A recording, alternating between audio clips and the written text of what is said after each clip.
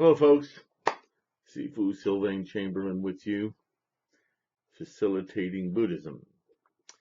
Let's do Sancho for good understanding. Nam Myoho Renge Kyo. Nam Myoho Renge Kyo. Nam Myoho Renge Kyo.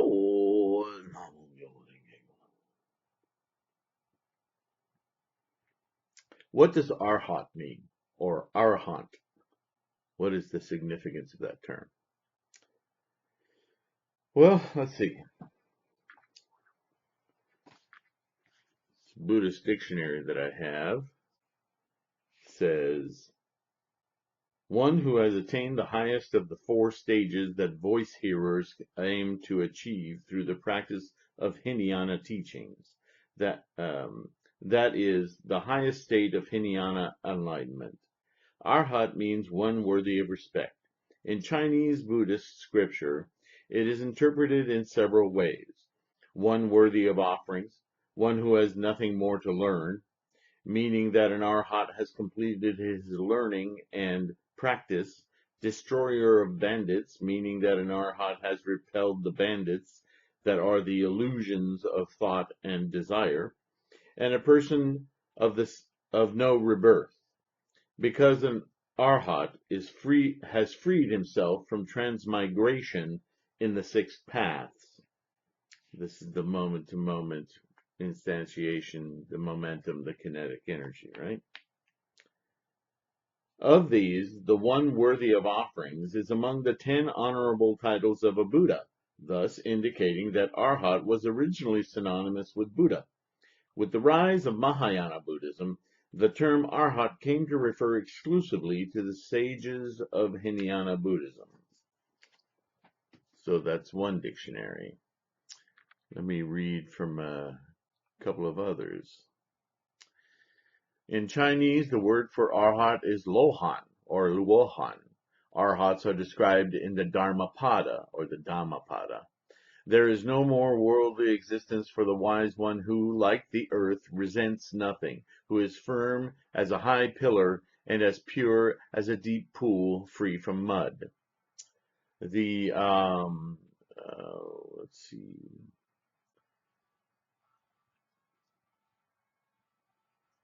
The Collins English Dictionary says that an arhat definition of Buddhist, especially a monk, who has achieved enlightenment and at death passes to nirvana. Okay, I could read a lot more meanings. You can look it up on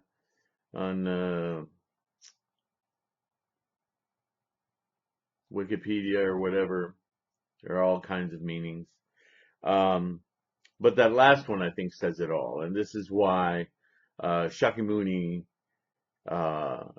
really tried to drive the point home to Hinayanists, especially arhats, who felt they had no more to learn, who were waiting for death in order to enter nirvana. This is a very, very, very deeply attached sensibility to the idea of this life, this phenomenal existence. This is why it's inferior. This is why it doesn't fully grasp the nature of enlightenment, awakening, Buddhahood. It's odd, isn't it, that a human being would claim to have attained the awakening that this samsaric life is a matter of mental I was going to say conjecture. It is, but cognation that this is a provisional existence, and yet consider themselves completely anchored to it until their physical body dies. It's a huge contradiction. Okay? And the reason I bring this up is because we're now going to read chapter 8. In chapter 8, uh, before Shakyamuni moves on in the Lotus Sutra, he wants to put kind of a punctuation point on this discussion that he's been alluding to in the previous chapters. Number one, he's been repetitively explaining his skillful means so that people understand that his earlier teachings his method was to use a lot of devices, parables, and set up goals that were to develop people. That he hadn't, even though his goal was the same, he realized the capacity of his audience and he was giving them carrots to reach, so that they would eventually be ready to get the full brunt of the law, the teaching, the Dharma. Um, and in that context, he continuously brings up from the get-go, when they left the ceremony, remember at the start, these 500 or so, I forget how many, but a large number of arhats got up and said, we don't need to hear anymore, took off.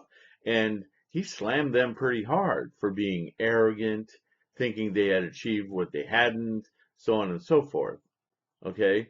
So then he backs off of that, but it stays with us, and explains how his method of teaching has gone for 40 some years. And he constantly he brings up this idea of these people who, although they're practicing Buddhism and working hard as they can, suddenly got arrogant and thought they learned everything they needed to know. And there's even some apologies in here in the last chapter, I believe it was, that where they said, or the chapter 4, they said,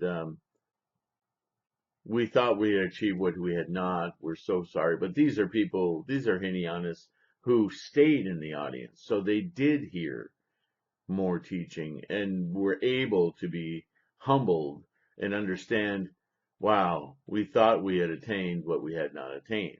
So there's an apology of sorts there.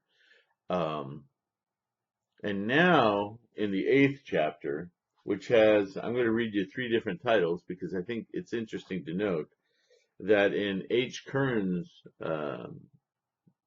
translation of the late 1800s, it's called Announcement of the Future Destiny of the 500 Monks, okay, which is what they were, monks.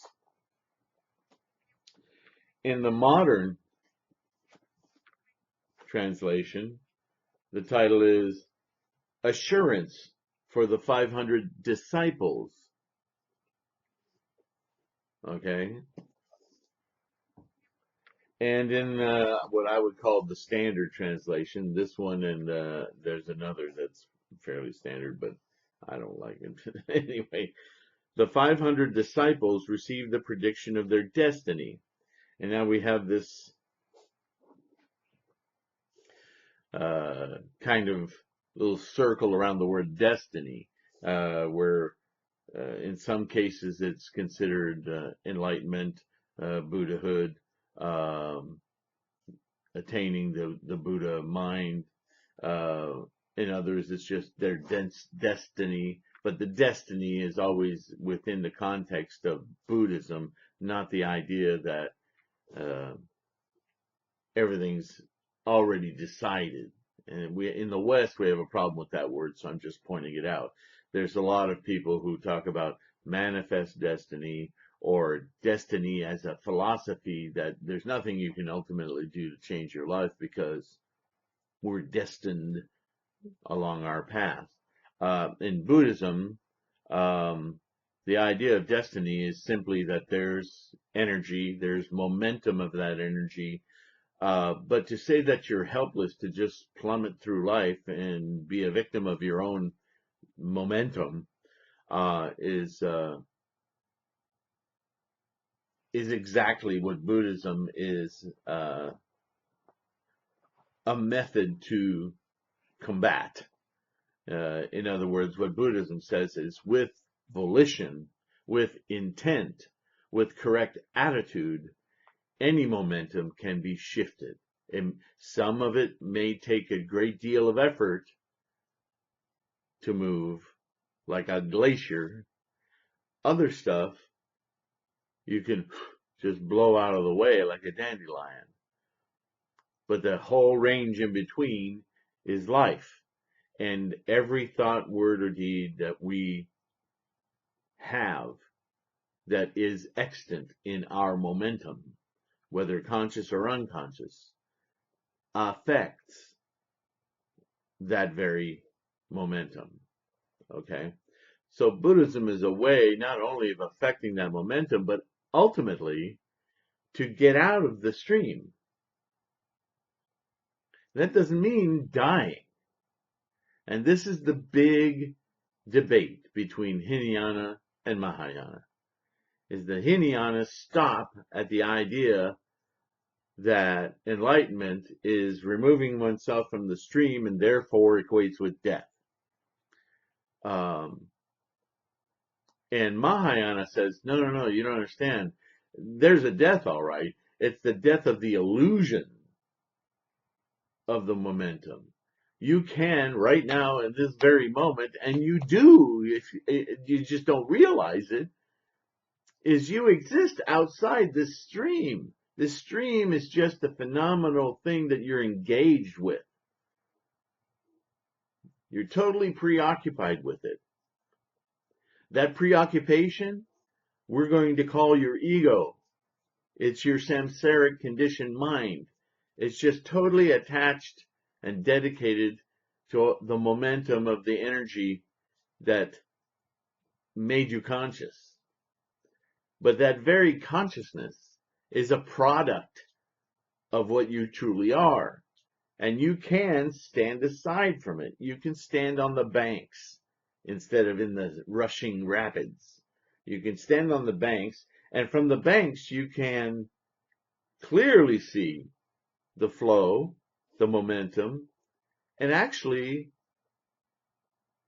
feel the beauty, be awestruck by it, and seeing other people, other rapids, people trapped in their rapids, develop this tremendous compassion for the desire, for the wish, for the want of being enough of an influence to not only our own momentum, but the momentum of others, and to help them to stand on the shores of their egos, attachments, suffering. I hope that's a good analogy. So, in order to get to that, this translation makes this chapter rather long, I think. But maybe it's an accurate representation of the translation. H. Kearns is only a few pages long, I think says the same thing. So I may jump a little bit through here. But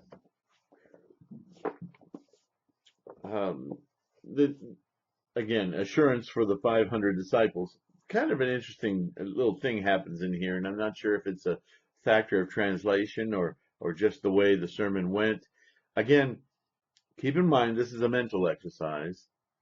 So all of this, the number of people, I'm repeating myself, but I want to remind you because this sounds so, English is so forensic in the way it says things that it tends to concretize everything.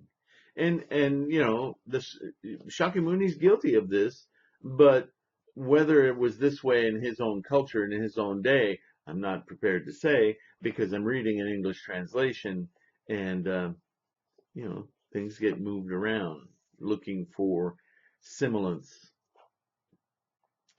At that time, Purna, son of Maitreya, having heard the Buddha preach the Dharma, in Kern's translation, Dharma, the word Dharma is not used. So that's interesting because that's from Sanskrit. So why not use the word Dharma? He used the true law.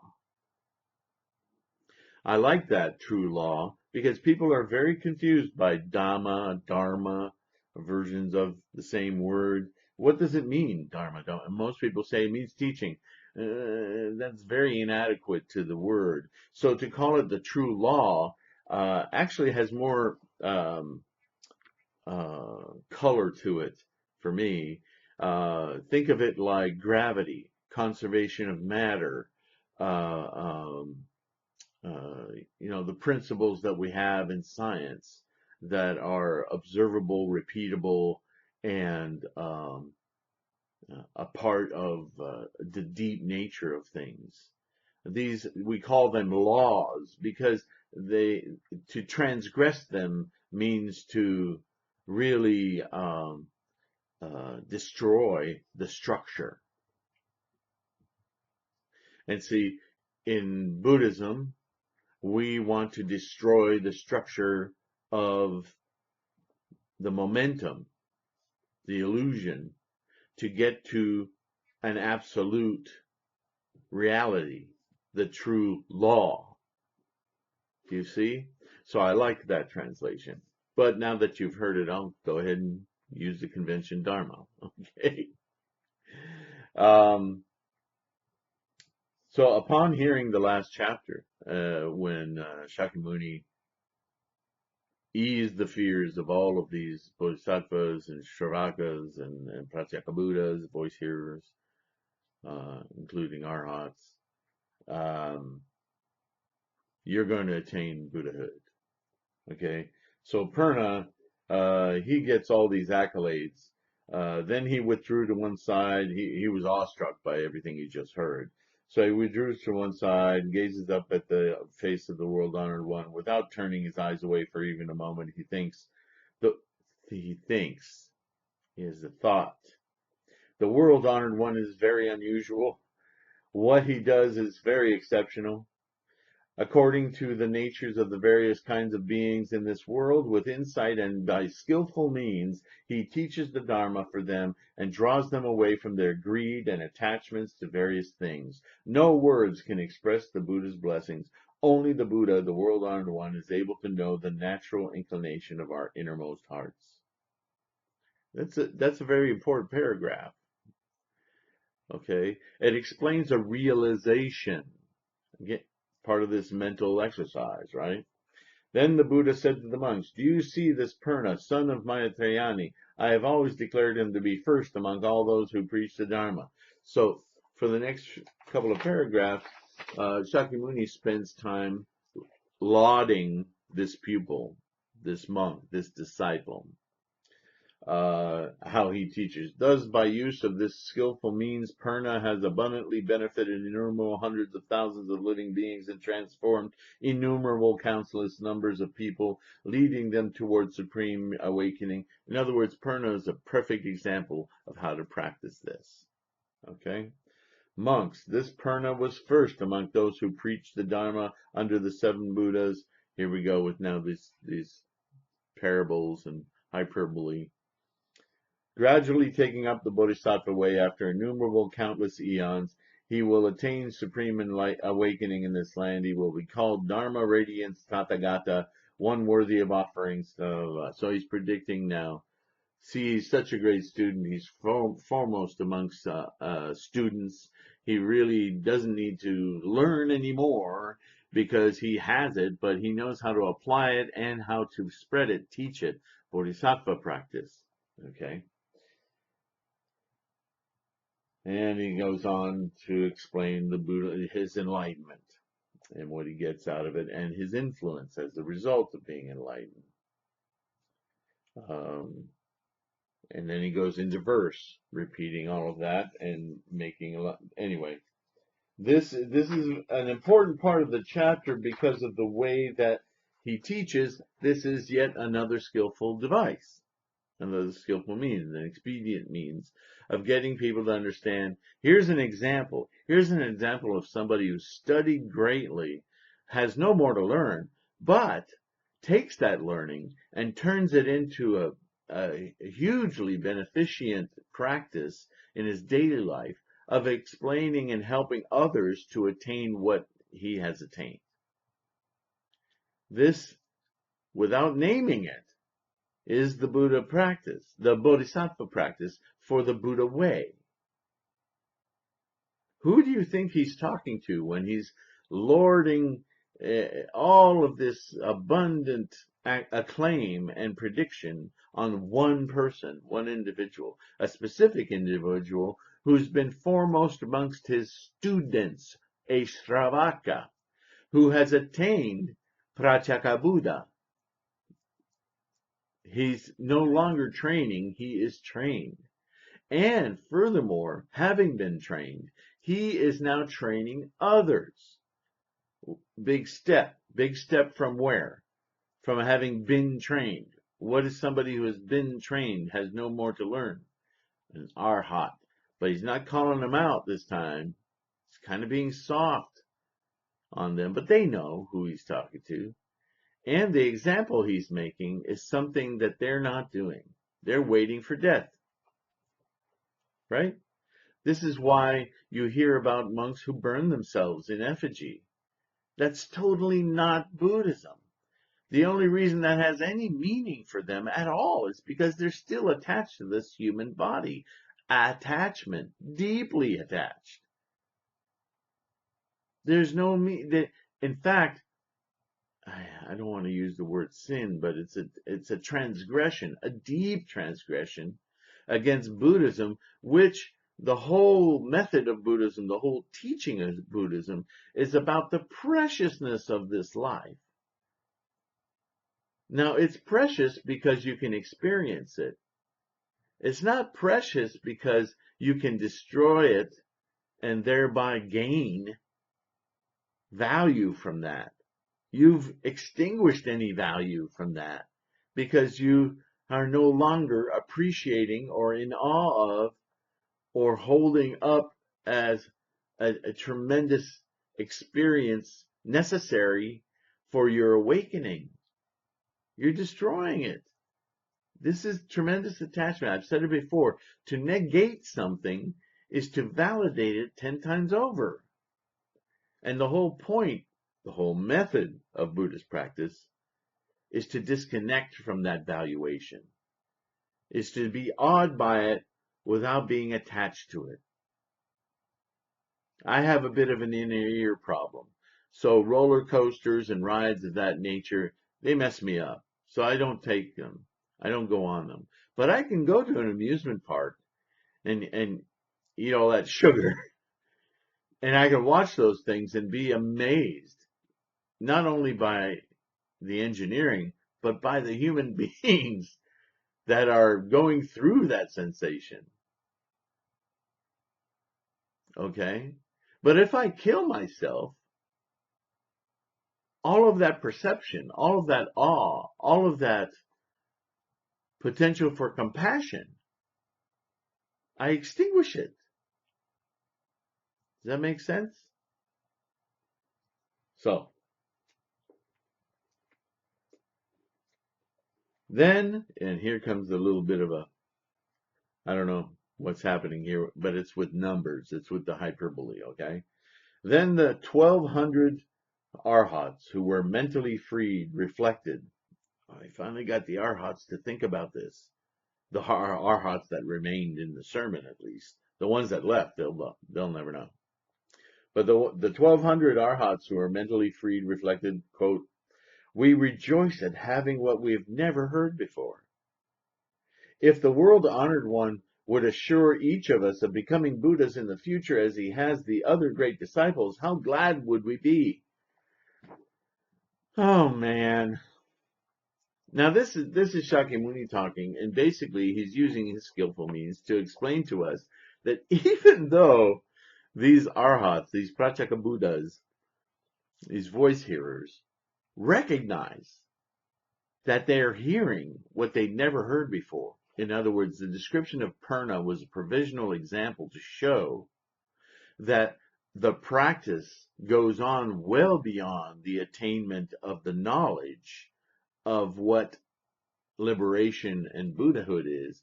It's about enacting it while in this life. Oh, I don't have to wait to die. I can attain Buddhahood today if I just extend my compassion to others. They'd never heard that before. Not because he hadn't said it, but because they hadn't heard it. Remember what I said about teaching? It happens in the student. Okay?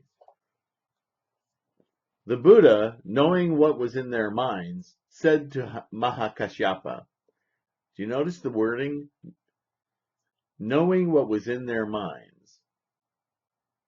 No, not what they said, but how they were thinking about this. So the way he set it up, what they were thinking about, was an example again as how their thinking is still, it's still, I have to predict it for you? You won't believe it unless I predict it for you? I just told you how it is, but still, you have to be told? Ugh, how attached are you? Right? So he says, one by one I will assure each of these 1,200 arhats now before me of their supreme awakening. In this assembly is my great disciple, the monk Kaudinya. After making offerings to 62,000 of millions of Buddhas, he will become a Buddha named Universal Light Tathagata, one worthy of offerings, truly awakened, fully clear in conduct, well gone, remember well gone, Sugata, understanding the world, unexcelled leader, trainer of men, teacher of heavenly beings and people, Buddha, world-honored one, 500 arhats, or Vilya, Kashyapa, it lists all 500 of them, I suppose, will attain supreme awakening and all alike be called universal light. Now that's the first time I've read in here that he's done that. So far, every single person he's predicted enlightenment for has had their own name. But this time, 500 of them are going to get one name. Teaching's shifting a little bit. Basically, again, I see an affirmation that Buddhahood, enlightenment, awakening, is of one nature and achievable by all. But it's subtle here. At that time, the world-honored one, wanting to say what he meant, once again spoke in verse. And this is where he starts to mention one stanza here. Because he always teaches the unexcelled way, he will be called universal light. His land will be clean and pure, and all its bodhisattvas will be daring. Riding on wonderful towers, all will have... So he mentions bodhisattvas here, okay? And goes on. Now, here's what I think is the guts of this chapter. All right? As for those who are not in this assembly, you have to explain it to them.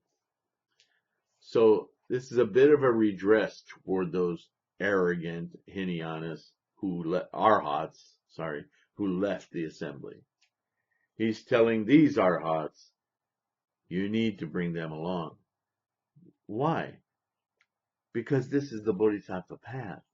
And the first aim of a bodhisattva is to make sure that his own brethren are on the same path, let alone people that don't even know Buddhism, right? So here we go. Then the 500 arhats before the Buddha. I don't know what happened to the other 700.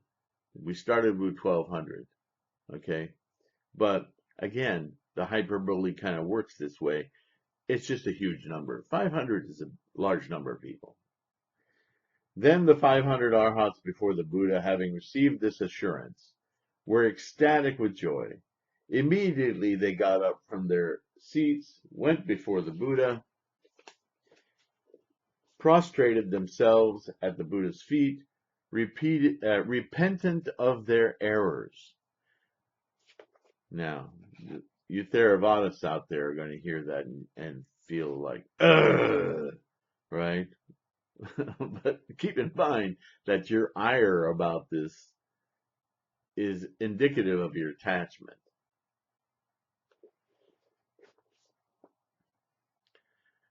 And rebuked themselves, saying, world-honored one, we always thought we had attained final extinction already.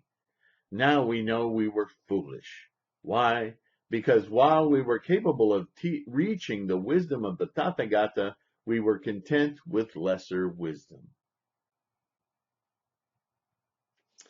This is about waiting for death to attain nirvana, when nirvana is available to us constantly, right now. It's part of what we are. This life itself is nirvana, if we realize it through the right mind. Nirvana is about the mind, life state. Buddha is the mind. It's about your attitude. It's about how you understand the world around you and yourself, and that there is no difference. That if you see things that drive you crazy and make you mad about the world around you, you should immediately know that that's you. That thing that makes you, that horrifies you, is in you. You are making that. It's really hard. It's really hard to feel the slaughter that's going on in Yemen right now and know that you're partially responsible. I know that sounds like a stretch, but other than, I don't want to sit here and make all these logistic arguments. I'll leave that to you. But the very fact that that's in your world, not that the political policies or the weird corruption between countries and leaders and stuff is providing the ugliness that's going on there. But the fact that you're a human being alive at this moment in time, witnessing this. Here's a, maybe, I don't know if this is a good example or not. I remember getting in a vehicle accident, and I was stopped at a stop sign, and I was rear-ended. Completely the other person's fault, right? They weren't paying attention, didn't see the stop, just blam, plowed into me. The insurance company said that I was partially at fault, which made me livid. What? I was obeying all the traffic laws. Their reasoning was I was partially at fault because I was there. Man, I did not agree with that. I did not want to know that. I thought it was a total fabrication of the insurance company and the way they plow out their benefits and manipulate money. And all of that may be true, but it doesn't remove the fact that I was a driver who owned a car who happened to be on that road at that time when the other person unwittingly ran into me. I was a participant. I grew to understand that in a far more deeply spiritual sense, and that may not be why the insurance company came up with that. All of that earthly reasoning. All that was a source for me to get angry at, to be attached to, my ego. When I let that go, I could see that there's a grace in that logic. Even if that didn't motivate them at all to come up with it, it helped me to see the world around me far differently. My engagement with this world is my engagement. Okay? World Honored One. It is as if some man went to a good friend's house, got drunk on wine, and fell asleep. Meanwhile, his friend, having to go away on official business, took a priceless jewel, sewed it into the lining of a man's robe as a gift, and left. The man, being drunk and asleep, knew nothing of this. After getting up, he went on his way until he reached some other land. There he had to use much energy and effort, finding food and clothing, undergoing exceedingly great hardship, and making do with whatever he could find. Later, his friend happened to meet him and said, "How sad, old friend! Why do you have to do this for the sake of food and clothing? Wanting you to be in comfort and, oops, I did it again, forgot to plug it in. Okay. Sorry. Um,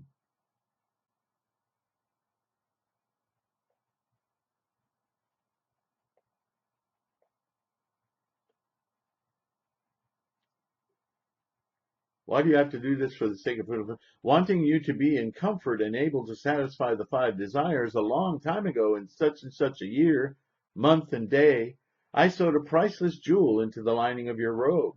It should still be there. In your ignorance, you are slaving and worrying to keep yourself alive. How dumb! Go and exchange that jewel for whatever you need. Then you can be free to have whatever you wish and be free from all poverty and want. The Buddha is like this friend. When he was a bodhisattva, he taught us to seek comprehensive wisdom, but we soon forgot, neither knowing or perceiving. Having obtained the way of the Arhat, we supposed we had reached the way to extinction. Now he's being specific. Finding it hard to make a living, we contented ourselves with whatever we could find. Yet our aspiration for comprehensive wisdom was never lost. And now the world-honored one awakens us and says, monks, what you have obtained is not final extinction. For a long time, I had you plant good roots of becoming a Buddha, and using skillful means showed you the character of nirvana. But you believed it to be the real way to extinction. Excuse me. But you believed it to be the real way to extinction that you had obtained. World-honored one, now we understand that we are really bodhisattvas, assured of attaining supreme awakening. For this reason, we are filled with joy, having gained something we never had before. They just realized that their Hinayana practice was incomplete, and that they needed to become Mahayanists in the practice of Bodhisattva practice in order to attain the Buddha way, the full enlightenment, in this moment, completely released. That's the point of Buddhism from the get-go. But, not everybody wants to study all the mathematics in the world. People stop at arithmetic and go, got what I need. Algebra, they just don't even want to learn it. But there's some critical thinking in algebra that goes well beyond mathematics, right? Geometry and so forth teach you how to think.